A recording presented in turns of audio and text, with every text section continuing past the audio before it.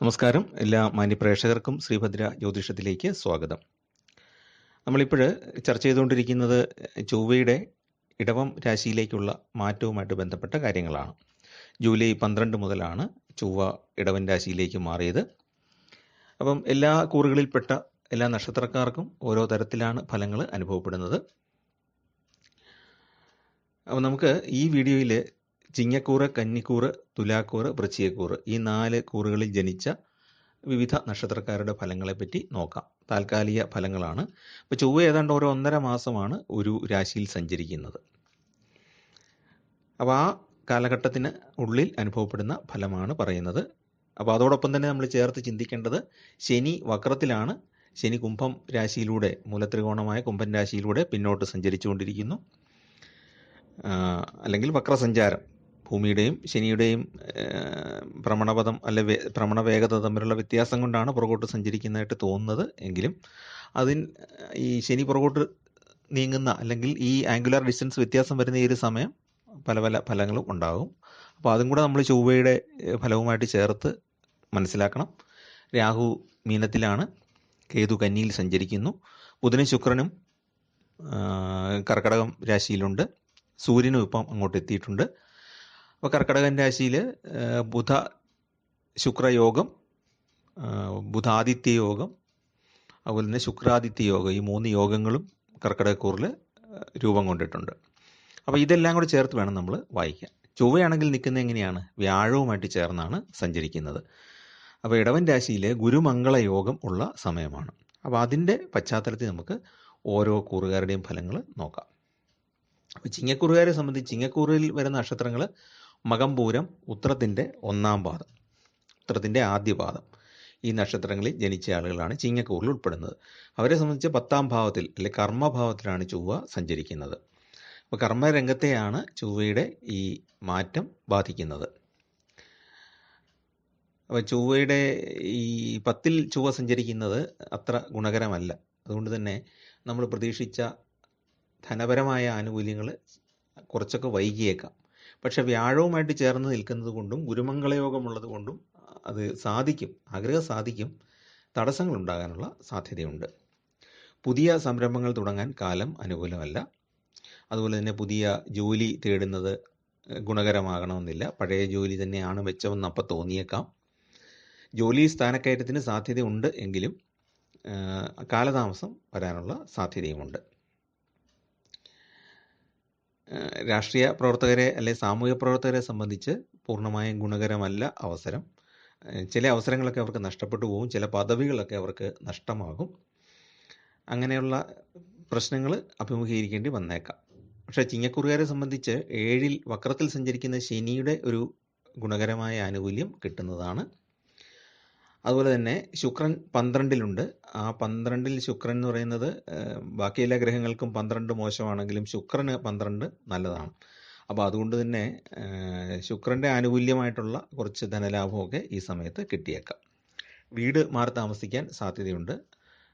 ചിലപ്പോൾ വാടക വീട്ടിലേക്ക് മാറേണ്ട അവസ്ഥ സംജാതമായേക്കാം. പക്ഷെ അതുകൊണ്ട് വലിയ കുഴപ്പമൊന്നുമില്ല. ചിലപ്പോൾ പുതിയ വീട് വെക്കാനായിട്ടൊക്കെ ആയിരിക്കും മാറുന്നത്. താൽക്കാലികമാണ് ഈ മാറ്റങ്ങൾ. തീർത്ഥാടനങ്ങളൊക്കെ ചെയ്യാൻ സാധിക്കുന്നതാണ്. പ്രാർത്ഥനകൾ വർദ്ധിപ്പിക്കേണ്ട സമയവുമാണ്. പക്ഷേ ഈ തീർത്ഥാടനങ്ങൾക്ക് പോകുമ്പോൾ പോലും തടസ്സങ്ങൾ ഉണ്ടാകാം. അതുപോലെ തന്നെ ചെറിയ തോതിലുള്ള വാക്ക് തർക്കങ്ങൾക്കൊക്കെ സാധ്യതയുണ്ട്. അതൊന്ന് സൂക്ഷിക്കുക. 10-ൽ ചൊവ്വ എന്ന് പറയുന്നത് കർമ്മരംഗത്ത് നിസ്സഹകരണമൊക്കെ ഉണ്ടാകാം. സഹപ്രവർത്തകരുടെ നിസ്സഹകരണമൊക്കെ ഉണ്ടാകാനുള്ള സാധ്യതയും ഉണ്ട്. ആരോഗ്യപരമായിട്ട് ജാഗ്രത വേണ്ട സമയമാണ്. അപ്പോൾ ചിങ്ങക്കൂറിൽപ്പെട്ട മകം, പൂരം, ഉത്രം നക്ഷത്രക്കാർ ദേവീക്ഷേത്രത്തിലും സുബ്രഹ്മണ്യ സ്വാമിക്കും വഴിപാട് നൽകുക. അപ്പോൾ നമുക്ക് ഓജരാശി, യുഗ്മരാശി വിഭജനമൊന്നും നോക്കണ്ട. ചൊവ്വയെ സൂചിപ്പിക്കുന്ന ദേവതകളായ ഭദ്രകാളി ദേവിക്കും സുബ്രഹ്മണ്യ സ്വാമിക്കും അർച്ചനകൾ നൽകുക, വിളക്ക് തെളിയിക്കുക. ഭദ്രകാളി ക്ഷേത്രത്തിൽ വെള്ളിയാഴ്ച ദിവസം അർച്ചന ചെയ്യുക, പട്ട് സമർപ്പിക്കുക ഒക്കെ നല്ലതാണ്. അതുപോലെ തന്നെ സുബ്രഹ്മണ്യ സ്വാമിക്ക് പഞ്ചാമൃതം സമർപ്പിച്ച ശേഷം ശുഭകാര്യങ്ങൾ ചെയ്യുന്നത് കൂടുതൽ നന്നായിരിക്കും ഈ സമയത്ത്. അതുപോലെ ജോലിയിൽ എന്തെങ്കിലും ബുദ്ധിമുട്ടുണ്ടാകുകയാണെന്നുണ്ടെങ്കിൽ സർപ്പദൈവങ്ങൾക്ക് വഴിപാട് ചെയ്യുന്നത് ഗുണകരമായിരിക്കും. തടസ്സം പെട്ടെന്നൊന്ന് മാറാനായിട്ട് നല്ലതാണ്. പിന്നെ വീട് മാറുന്നതിന് മുമ്പും എന്തെങ്കിലും ഒരു പ്രാർത്ഥന ചെയ്യുന്നത് വളരെ നല്ലതായിരിക്കും. അപ്പം നിങ്ങൾക്ക് വളരെ ചിലവ് കുറഞ്ഞ രീതിയിൽ നവഗ്രഹ ക്ഷേത്രത്തിൽ വ്യാഴത്തിനും ചൊവ്വയ്ക്കും വിളക്ക് തെളിയിച്ചാൽ മതിയാകുന്നതാണ്. അത് വളരെ ചുരുങ്ങിയ കാര്യമേ ഉള്ളൂ, പക്ഷേ ഒരുപാട് ഫലം കിട്ടുന്ന ഒരു വഴിപാടാണ് വിളക്ക് തെളിയിക്കുക എന്നുള്ളത്. അതോടൊപ്പം തന്നെ ശനിക്ക് എള്ളുതിരിയൂടെ തെളിയിച്ചാൽ അത് വളരെ ഗുണകരമാണ്. കാരണം ചിങ്ങക്കുറുകാരുടെ 7-ലാണ് ശനി സഞ്ചരിക്കുന്നത്, പക്ഷേ വക്രത്തിലാണ്. അപ്പോൾ ആ ഒരു ഗുണം, വക്രത്തിൽ ശനി സഞ്ചരിക്കുന്നതിൻ്റെതായ ഒരു ഗുണം കിട്ടും. അപ്പോൾ അത് കൂടുതലായിട്ട് നമ്മളിലേക്ക് എത്തിച്ചേരാനായിട്ട് ശനിക്കും കൂടെ ഒരു എള്ളുതിരി തെളിയിക്കുന്നത് ഗുണകരമാണ്. അടുത്തത് കന്നിക്കൂറുകാരുടെ ഫലമാണ്. കന്നിക്കൂറുകാരെ സംബന്ധിച്ചിടത്തോളം അതിൽ വരുന്ന നക്ഷത്രങ്ങൾ ഉത്രത്തിൻ്റെ 2, 3, 4 പാദങ്ങളിൽ ജനിച്ചവർ, അത്തം നക്ഷത്രത്തിൽ ജനിച്ചവർ, ചിത്തിരയുടെ ആദ്യ പകുതിയിൽ ജനിച്ചവർ. അപ്പോൾ കന്നിക്കൂറുകാരെ സംബന്ധിച്ച് ചൊവ്വ ഇത്രയും ദിവസം 8-ാം ഭാവത്തിലായിരുന്നു, ഇപ്പം 9-ാം ഭാവത്തിലേക്ക് വന്നിരിക്കുകയാണ്. അപ്പോൾ 9-ാം ഭാവം എന്ന് പറയുന്നത് ഭാഗ്യഭാവമാണ്. അപ്പം യൗവനത്തിൻ്റെ ഉത്സാഹത്തിൻ്റെയൊക്കെ ദേവതയായ ചൊവ്വ, അല്ലെ ഗ്രഹമായ ചൊവ്വ ഭാഗ്യഭാവത്തിലേക്ക് വന്നതുകൊണ്ട് തന്നെ കുറേ ഭാഗ്യാനുഭവങ്ങൾ ഉണ്ടാകാനുള്ള സാധ്യതയുണ്ട്. അതുപോലെ തന്നെ 9-ലാണ് വ്യാഴം സഞ്ചരിക്കുന്നത്. 9-ൽ വ്യാഴം എന്ന് പറയുന്നത് ഗുണകരമായ ഗ്രഹാവസ്ഥയാണ്. അപ്പം വ്യാഴത്തോടൊപ്പം ചേർന്ന് ഗുരുമംഗള യോഗം ഫോം ചെയ്യുന്നത് കൊണ്ട് അതിൻ്റേതായ ഗുണങ്ങൾ, ചൊവ്വയുടെ ദോഷഫലങ്ങൾ കുറയാനും കുറച്ച് ഗുണഫലങ്ങൾ കിട്ടാനും സാധ്യതയുണ്ട്. എന്നാൽ വ്യാഴത്തിൻ്റെ പൂർണ്ണഫലം കിട്ടാതെ വരും എന്നുള്ളൊരു ദോഷമുണ്ട്. ചൊവ്വ ഒരു പാപഗ്രഹമാണ്. പക്ഷേ ഈ വ്യാഴവും ചൊവ്വയും ബന്ധുക്കളായതുകൊണ്ടും ശത്രുതയൊന്നും ഇല്ലാത്തത് കൊണ്ടും വലിയ ദോഷങ്ങളൊന്നും ഉണ്ടാകില്ല. ചെറിയ ചെറിയ തടസ്സങ്ങളൊക്കെ ഉണ്ടാകാം, എങ്കിൽ പോലും കാര്യങ്ങളൊക്കെ സാധിച്ചു കിട്ടും, പ്രതീക്ഷകളൊക്കെ സാധിച്ചു കിട്ടുന്നതാണ്. പിന്നെ പൈതൃക സ്വത്ത് സംബന്ധിച്ച തർക്കങ്ങൾ ഉണ്ടാകാൻ സാധ്യതയുണ്ട്. അതുപോലെ തന്നെ സഹായം തരാമെന്ന് പറഞ്ഞിരുന്ന ആൾക്കാർ ചിലപ്പോൾ പിൻവലിഞ്ഞു നിൽക്കാനുള്ള സാധ്യതയുണ്ട്. തൊഴിൽ രംഗത്ത് സാമാന്യമായ സാമ്പത്തിക നേട്ടവും ചെറിയ പുരോഗതിയും ഉണ്ടാകും. വലിയ തോതിലുള്ളൊരു പുരോഗതിക്ക് ഈ സമയത്ത് സാധ്യതയില്ല. അതുപോലെ തന്നെ നമ്മുടെ പല നേട്ടങ്ങളും അംഗീകരിക്കപ്പെടാത്ത അവസ്ഥയും ഈ സമയത്ത് ഉണ്ടായേക്കാം. തീരുമാനങ്ങളൊക്കെ എടുക്കുമ്പോൾ വളരെ ശ്രദ്ധിക്കണം. രേഖകളിൽ ഒപ്പിടുമ്പോഴും അതുപോലെ തന്നെ രേഖകൾ കൈമാറുമ്പോഴുമൊക്കെ കൃത്യമായ തെളിവുകളും ഡോക്യുമെൻറ്റേഷനൊക്കെ കൃത്യമായിട്ട് ചെയ്യേണ്ടതാണ്. അതുപോലെ തന്നെ ഭൂമി വിൽപ്പന നടത്താനായിട്ട് ഈ സമയത്ത് യോഗമുണ്ട്. ഭൂമി വിൽപ്പനയാണെങ്കിലും നമ്മൾ രേഖകളും അതിൻ്റെ കാര്യങ്ങളൊക്കെ കൃത്യമായിട്ട് കൈകാര്യം ചെയ്യേണ്ടതാണ്. വ്യാപാരത്തിൽ നമുക്ക് പരിചയമില്ലാത്ത എന്തെങ്കിലും കാര്യം വരികയാണെങ്കിൽ ആ രംഗത്തുള്ള എക്സ്പെർട്ടുകളുമായിട്ട് ചർച്ച ചെയ്ത ശേഷം മാത്രം ആ കാര്യത്തിൽ തീരുമാനമെടുക്കണം. പ്രത്യേകിച്ച് ടാക്സ് സംബന്ധമായ കാര്യങ്ങളിൽ, സർക്കാരുമായിട്ട് ബന്ധപ്പെട്ട കാര്യങ്ങളിലൊക്കെ വിദഗ്ധരുടെ ഉപദേശം തേടുന്നത് വളരെ ഗുണകരമാണ്. തീർത്ഥാടനാദികളൊക്കെ ചെയ്യാനുള്ള യോഗമുണ്ട്. അതിലും ഒരല്പം തടസ്സമൊക്കെ ചിലപ്പോൾ നേരിട്ടേക്കാം, എങ്കിലും പിന്നെ പുണ്യക്ഷേത്രങ്ങളോ പള്ളികളൊക്കെ സന്ദർശിക്കാനുള്ള യോഗമുണ്ട്. പിതാവിൻ്റെ ആരോഗ്യസ്ഥിതിയിൽ എന്തെങ്കിലും ദോഷകരമായിട്ട് ഉള്ള അവസ്ഥ ഉണ്ടായേക്കാം. അതുപോലെ തന്നെ എല്ലാ പ്രതീക്ഷകളും ഒന്നും സാധിക്കില്ല. കുടുംബത്തിൽ വലിയ ബുദ്ധിമുട്ടില്ലാതെ പോകുമെങ്കിലും ചെറിയ തോതിലുള്ള സാമ്പത്തിക തടസ്സങ്ങൾ അനുഭവപ്പെടാനുള്ള സാധ്യത ഉണ്ട്. എന്നാൽ ഭാഗ്യഭാവത്തിൽ ആയതുകൊണ്ട് ചൊവ്വയും വ്യാഴവും ചേർന്ന് ഭാഗ്യഭാവത്തിൽ നിൽക്കുന്നതിൻ്റെ കുറേ ഗുണഫലങ്ങൾ കിട്ടും. തടസ്സപ്പെട്ട് കിടന്നിരുന്ന ചില ധനമൊക്കെ നമ്മളിലേക്ക് എത്തിച്ചേരാൻ സാധ്യതയുണ്ട്. സർക്കാരിൽ നിന്ന് ചില ആനുകൂല്യങ്ങൾ ലഭിക്കാനും സാധ്യതയുണ്ട്. സഹോദരങ്ങളിൽ നിന്ന് സഹായം ലഭിക്കാനുള്ള സാധ്യതയും ഉണ്ട്. പിന്നെ നേരത്തെ പറഞ്ഞ പോലെ പിതൃസ്വത്ത് കിട്ടിയേക്കാം. തർക്കങ്ങളുണ്ടെങ്കിൽ പോലും തർക്കങ്ങൾ ഒരു ചെറിയ തടസ്സമാണ് അതെന്ന് വിചാരിക്കുക. അത് പരിഹരിച്ച് നമ്മളിലേക്ക് ആ സ്വത്ത് അല്ലെങ്കിൽ അതിൻ്റെ ഒരു എമൗണ്ട് നമ്മളിലേക്ക് എത്തിച്ചേരാനുള്ള സാധ്യത ഉണ്ട്. അപ്പോൾ കന്നിക്കൂറുകാർ ചെയ്യേണ്ടത് ശ്രീകൃഷ്ണ ക്ഷേത്രത്തിൽ വഴിപാട് ചെയ്യേണ്ടതാണ്. അതുപോലെ തന്നെ ദേവീക്ഷേത്രത്തിലും സുബ്രഹ്മണ്യ സ്വാമിക്കും വഴിപാട് ചെയ്യുക. ശാസ്താവിന് നീരാഞ്ജനം, നെയ്വിളക്ക് തുടങ്ങിയ വഴിപാടുകൾ ചെയ്യുന്നതും വളരെ ഉത്തമമാണ്. പിന്നെ നേരത്തെ കഴിഞ്ഞ കൂറുകാരുടെ കാര്യം പറഞ്ഞ പോലെ തന്നെ എന്തെങ്കിലും ജോലി തടസ്സമോ വിദ്യാ തടസ്സമോ വല്ലതൊക്കെ ഉണ്ടാകുകയാണെങ്കിൽ സർപ്പദൈവങ്ങൾ കൂടെ വഴിപാട് ചെയ്യാനായിട്ട് ശ്രദ്ധിക്കുക. ഏതായാലും ശുഭാപ്തി വിശ്വാസത്തോടു കൂടി തന്നെ മുന്നോട്ട് പോകാവുന്ന ഒരു കാലമാണ്. ചെറിയ തടസ്സങ്ങളൊക്കെ ഉണ്ടാകും. ചെറിയ തടസ്സങ്ങൾ വരുമ്പം അത് ദോഷകരമൊന്നുമല്ല, ആ സമയത്തേക്ക് മാത്രമേ ഉള്ളൂ എന്നുള്ളത് മനസ്സിലാക്കിയിട്ട് മുന്നോട്ട് പോകുക. അപ്പോൾ ഈ തടസ്സങ്ങൾ വരുമ്പോൾ പെട്ടെന്ന് മനസ്സ് മടുക്കും, അത് പാടില്ല. എന്ന് സൂചിപ്പിക്കാൻ വേണ്ടി പറഞ്ഞു എന്നുള്ളതേ ഉള്ളൂ. അപ്പം അതാണ് കന്നിക്കൂറിൻ്റെ ഫലമായിട്ട് പറയാനുള്ളത്. അടുത്ത തുലാക്കൂറാണ്. തുലാക്കൂറിൽ വരുന്ന നക്ഷത്രങ്ങൾ ചിത്തിരിയുടെ 3, 4 പാദങ്ങൾ, ചിത്തിരിയുടെ രണ്ടാമത്തെ പകുതി, ചോതി, വിശാഖം 1, 2, 3 പാദങ്ങൾ, വിശാഖത്തിൻ്റെ ആദ്യ 1/4 ഭാഗം. അപ്പോൾ ഇത്രയും നക്ഷത്രങ്ങളിൽ ജനിച്ചവർക്കാണ് ചൊവ്വ 8-ൽ വരുന്നത്. ചൊവ്വയുടെ അഷ്ടമത്തിൽ ചൊവ്വ എന്ന് പറയുന്ന അവസ്ഥയാണ് അവർക്ക് നേരിടേണ്ടി വരുന്നത്. ഈ അഷ്ടമത്തിൽ ചൊവ്വ എന്ന് പറഞ്ഞത് ചൊവ്വ ഒരല്പം കഠിനമായിട്ട് പ്രവർത്തിക്കുന്ന സമയമാണ്. അപ്പോൾ തുലാക്കൂറുകാരെ സംബന്ധിച്ച് 8-ലാണ് ചൊവ്വ സഞ്ചരിക്കുന്നത്. അപ്പോൾ അവരെ സംബന്ധിച്ച് ഒരു കാരണവും ഇല്ലാതെ ആശങ്കകൾ അവരെ അലട്ടിക്കൊണ്ടിരിക്കും. ശത്രുക്കളുടെ ഉപദ്രവം വർദ്ധിക്കാനുള്ള സാധ്യതയുണ്ട്. പക്ഷേ എങ്കിലും അതിനെയൊക്കെ എതിർക്കാൻ സാധിക്കും കേട്ടോ. കർമ്മരംഗത്ത് നിസ്സഹകരണമോ അല്ലെങ്കിൽ ബുദ്ധിമുട്ടുകൾ, കൂടുതൽ ജോലികൾ ഏൽപ്പിക്കപ്പെടുക തുടങ്ങിയ ബുദ്ധിമുട്ടുകൾ ഉണ്ടായേക്കാം. അതുപോലെ തന്നെ ഭൂമി വ്യാപാരത്തിൽ ഉദ്ദേശിക്കുന്ന രീതിയിൽ അത് മുന്നോട്ട് കൊണ്ടുപോകാൻ പറ്റാത്ത അവസ്ഥ വന്നേക്കാം. ചിലവ് വർദ്ധിക്കാനുള്ള സാധ്യതയാണ് ഏറ്റവും കൂടുതലായിട്ടുള്ളത്. അതൊന്ന് കൺട്രോൾ ചെയ്യുക. ഇപ്പോൾ ജ്യോതിഷം എന്ന് പറയുന്നത് ഒരു വഴികാട്ടിയാണല്ലോ. അങ്ങനെ ഒരു സങ്കല്പത്തിൽ വിചാരിച്ചാൽ പോലും ചിലവ് വളരെയേറെ വർദ്ധിക്കാൻ സാധ്യതയുള്ളൊരു സമയമാണ് ഈ 1.5 മാസം. അതുകൊണ്ട് ചിലവ് നിയന്ത്രിക്കാനായിട്ട് ശ്രദ്ധിക്കുക. സഹോദരന്മാരുടെ പിന്തുണയൊക്കെ ലഭിക്കും.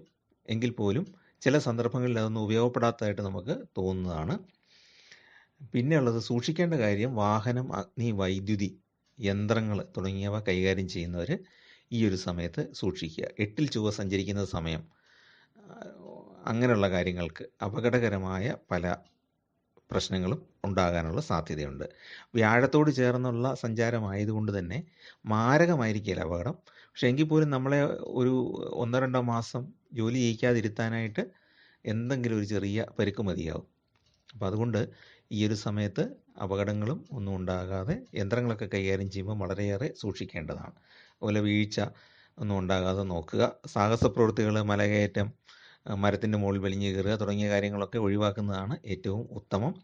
ഇനി അഥവാ ജോലിയുടെ ഭാഗമായിട്ട് അതൊക്കെ ചെയ്യേണ്ടി വരികയാണെങ്കിൽ അതിനുള്ള സേഫ്റ്റി മെഷേഴ്സ് എടുക്കുക, അതിനുള്ള ഒരു മുൻകരുതലുകൾ എടുക്കുക. സേഫായിട്ട് ബെൽറ്റ് കൊണ്ട് വല്ലതും ബന്ധിച്ച് മാത്രം കയറുന്ന കാര്യങ്ങൾ ചെയ്യുക. കാരണം അതാണ് ഏറ്റവും കൂടുതൽ സൂക്ഷിക്കേണ്ട ഒരു ഘട്ടം എന്ന് പറയുന്നത്. ഒന്ന് ചിലവ്. അപ്പോൾ ഇങ്ങനെ ഈ വീഴ്ച കൊണ്ടോ അല്ലെങ്കിൽ മുറിവോ ചതവോ വരുന്നതുകൊണ്ടോ ഒക്കെ ആശുപത്രി ചിലവ് ഉണ്ടാകാം. അതൊക്കെയാണ് അപ്രതീക്ഷിതമായ ചിലവുകൾ നമ്മളിൽ വന്നെത്തുന്നത്. കടബാധ്യതകൾ വീട്ടാനായിട്ട് അല്പം ബുദ്ധിമുട്ടുന്നതാണ്. ആരോഗ്യ കാര്യങ്ങളിൽ വളരെയേറെ ശ്രദ്ധിക്കേണ്ടതാണ്. അപ്പോൾ ഇതൊന്ന് ശ്രദ്ധിക്കുക.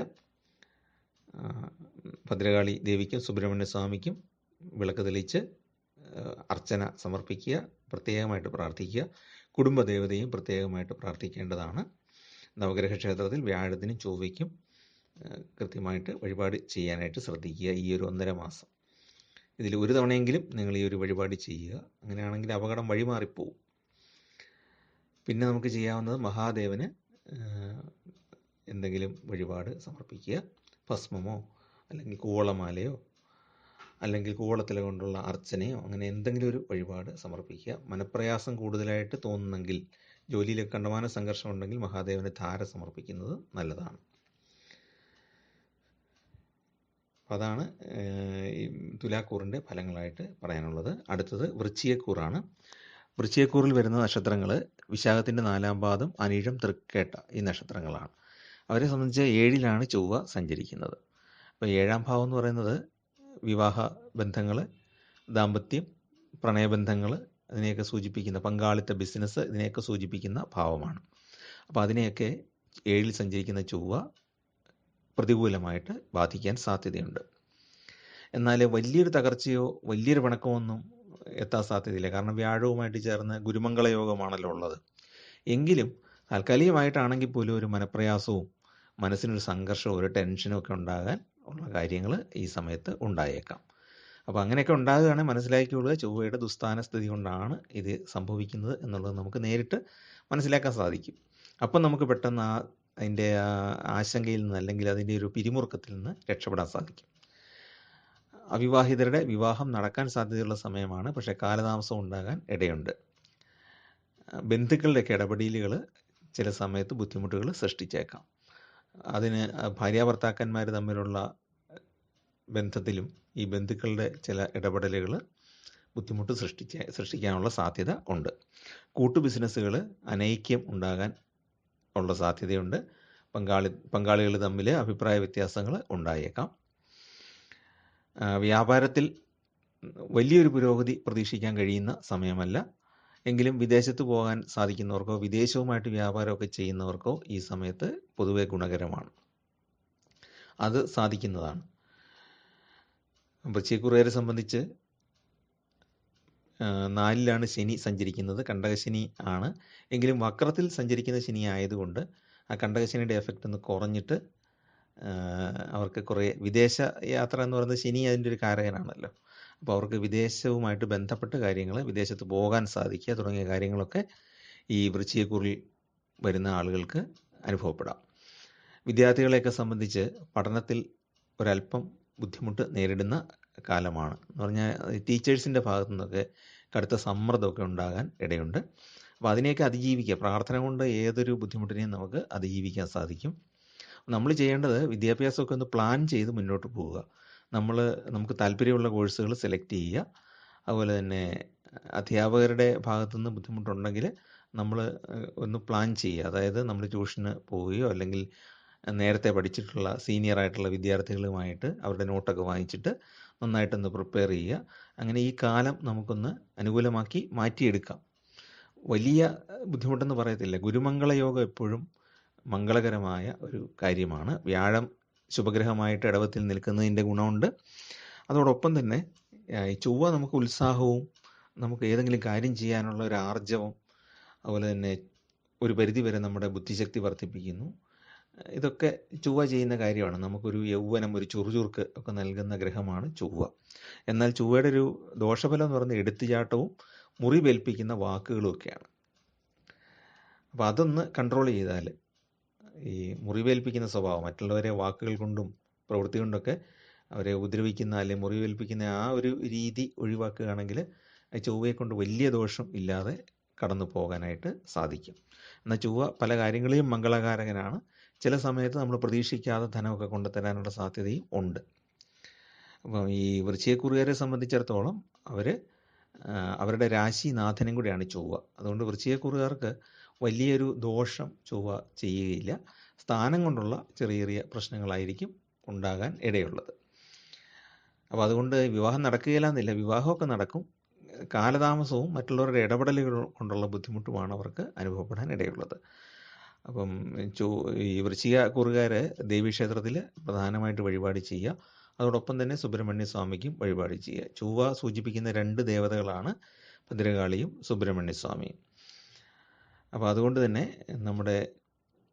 നമുക്ക് ഈ 2 മൂർത്തികൾക്കും ചെയ്യാം. ഓജരാശി യുഗ്മരാശി വിഭജനം നമുക്ക് എല്ലാവർക്കും ഒന്നും അറിയാൻ സാധിക്കുകയില്ല. അതുകൊണ്ട് ഈ 2 മൂർത്തികൾക്കും നമുക്ക് വഴിപാട് ചെയ്യാം. ശുഭകാര്യങ്ങൾ ചെയ്യുന്നതിന് മുമ്പ് ഈ 2 ദേവതകൾക്കും വഴിപാടുകൾ ചെയ്തിട്ട് പോകുന്നത് നല്ലതാണ്. കുടുംബദേവതയ്ക്കും പ്രധാനമായിട്ടും വഴിപാട് ചെയ്യാവുന്നതാണ്. അതുപോലെ ശിവന്, ശ്രീകൃഷ്ണ ഭഗവാനും വഴിപാട് ചെയ്യുന്നത് നല്ലതാണ്. വലിയ തടസ്സങ്ങൾ ഉണ്ടാകുന്ന സമയത്ത് സർപ്പദൈവങ്ങൾക്ക് ഒരു മഞ്ഞൾപ്പൊടി വാങ്ങിച്ച് സമർപ്പിച്ചാൽ വലിയ ആശ്വാസം അവർക്ക് കിട്ടുന്നതാണ്. അതുപോലെ സന്താനങ്ങൾക്ക് എന്തെങ്കിലും ഒരു പ്രയാസം ഉണ്ടായാലും സർപ്പദൈവങ്ങളെ പ്രാർത്ഥിക്കുക. അവിടെ ആയില്യ പൂജയോ എന്തെങ്കിലും ഒരു വഴിപാട് ചെയ്യുക. 100 പാലോ അങ്ങനെ എന്തെങ്കിലും ഒരു വഴിപാട് ചെയ്യുക. ഇതൊന്നും പറ്റിയില്ലെങ്കിൽ ഒരു കദളിപ്പഴം വാങ്ങിച്ച് സമർപ്പിച്ചാലും മതിയാകുന്നതാണ്. അപ്പോൾ അങ്ങനെ ഏതെങ്കിലും ഒരു കാര്യം സർപ്പദൈവങ്ങൾക്ക് ചെയ്താൽ, ബുദ്ധിപരമായിട്ട് എന്തെങ്കിലും പ്രശ്നം ഉണ്ടായാലും ശരി, സന്താന സംബന്ധമായിട്ട് പ്രശ്നം ഉണ്ടായാലും, സന്താനങ്ങളുടെ വിദ്യാഭ്യാസപരമായിട്ടൊക്കെ ബുദ്ധിമുട്ടുണ്ടായാൽ പെട്ടെന്നൊരു വഴി തെളിയുന്നതാണ്. ഇതാണ് നമുക്ക് ചിങ്ങം, കന്നി, തുലാം, വൃശ്ചികം 4 കൂറുകാരുടെ ഫലം, ചൊവ്വയുടെ രാശിമാറ്റവുമായിട്ട് ബന്ധപ്പെട്ടുള്ള ഫലം പറയാനുള്ളത്. അപ്പോൾ ഇവർക്ക് മറ്റ് ഗ്രഹസ്ഥിതികൾ ഏറിയോ കുറഞ്ഞോ ഒക്കെ അനുകൂലമായിട്ടൊക്കെ വരുന്നുണ്ട്. അപ്പം ചൊവ്വ എന്ന് പറയുന്നത് വളരെ രൂക്ഷ സ്വഭാവമുള്ളൊരു ഗ്രഹവും കൂടിയാണ്. വ്യാഴമാണെങ്കിൽ വലിയ ഗുണകാരകനുമാണ്, നമുക്ക് ഒരുപാട് ഐശ്വര്യം തരുന്ന ഒരു ഗ്രഹമാണ്. വ്യാഴവും ചൊവ്വയും ചേർന്ന് നിൽക്കുന്നതിൻ്റെ ഗുണഫലമുണ്ട്, ദോഷഫലമുണ്ട്. അപ്പോൾ അതിനെ ഒന്ന് ചുരുക്കത്തിൽ സൂചിപ്പിക്കുകയാണ് ചെയ്തത്. അപ്പോൾ ചാനൽ ഇഷ്ടപ്പെട്ടെങ്കിൽ ഒന്ന് സബ്സ്ക്രൈബ് ചെയ്യുക. നിങ്ങളുടെ സുഹൃത്തുക്കൾക്കും ബന്ധുക്കൾക്കൊക്കെ ഒന്ന് ഷെയർ ചെയ്ത് കൊടുക്കുക. എല്ലാവർക്കും ഈശ്വരാനുഗ്രഹം ഉണ്ടാകട്ടെ എന്ന് പതിവ് പോലെ പ്രാർത്ഥിക്കുന്നു. നിങ്ങളുടെ സന്താനങ്ങൾക്കൊക്കെ വരുന്ന കാലങ്ങൾ വളരെ ഗുണകരമായിരിക്കട്ടെ എന്ന് പ്രാർത്ഥിക്കുന്നു. എല്ലാവർക്കും നമസ്കാരം.